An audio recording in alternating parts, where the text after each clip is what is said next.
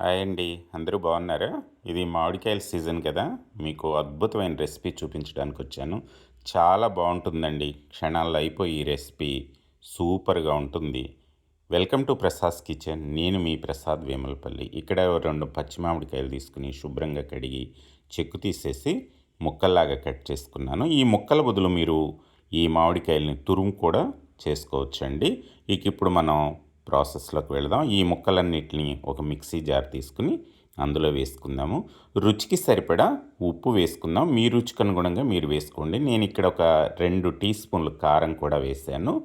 ఒక tea spoon జీలకర్ర, ఒక 5, 6 వెల్లుల్లి గబ్బాలు, ఓ 2 టేబుల్ స్పూన్లు బెల్లం వేస్తున్నానండి.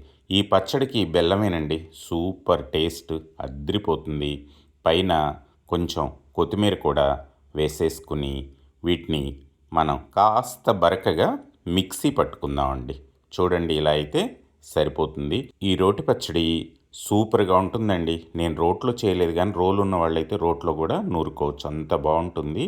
ఇది ఇడ్లీ, దోశ, వేడివేడి అన్నంలోకి అద్రిపోతుంది. ఈ పచ్చడి వేసుకుని తినడం మొదలు పెట్టారనుకోండి, చివరి మెతుకు వరకు కూడా పచ్చడిని వదలరండి, అంత బాగుంటుంది.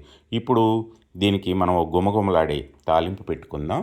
స్టవ్ వెలిగించి చిన్న కడాయి పెట్టి 2 టేబుల్ స్పూన్లు నూనె వేసానండి. కొద్దిగా మెంతులు, ఆవాలు, జీలకర్ర, శనగపప్పు, మినపపప్పు వీటన్నిటిని కూడా మీకు అనుగుణంగా వేసుకోండి. రుచికి కొంచెం ఎక్కువ ఉన్నా పర్లేదండి. 2 ఎండుమిరపకాయలని, కొద్దిగా పసుపు, 4, 5 వెల్లుల్లి గబ్బాలని చిదుముకుని, ఒక రెమ్మ కరివేపాకు కూడా వేసేసుకొని గోల్డెన్ బ్రౌన్ వచ్చే వరకు ఈ తాలింపుని వేయించుకోవాలండి. ఈ తాలింపు దీనికి హైలైట్ అవుతుందండి. గుమగుమలాడిపోయే తాలింపు రెడీ అయిపోయింది. దీన్ని మనం పచ్చళ్ళలో కలిపేసుకుందామండి. మొత్తం కలపకండి, ఎందుకంటే తినేటప్పుడు ఈ పప్పులన్నీ పంటి కింద పడుతూ కరకరలాడుతూ చాలా బాగుంటాయండి. అద్రిపోయే ఈ సింపుల్ రెసిపీ మీకు నచ్చిందా? నచ్చితే నా ఛానల్ని సబ్స్క్రైబ్ చేసుకుంటారు కదా. అలాగే ఈ వీడియోకి ఓ లైక్ చేసి షేర్ కూడా చేయండి. ఓ మంచి కామెంట్ ఇవ్వడం మర్చిపోకండి. థ్యాంక్ యూ వెరీ మచ్ అండి.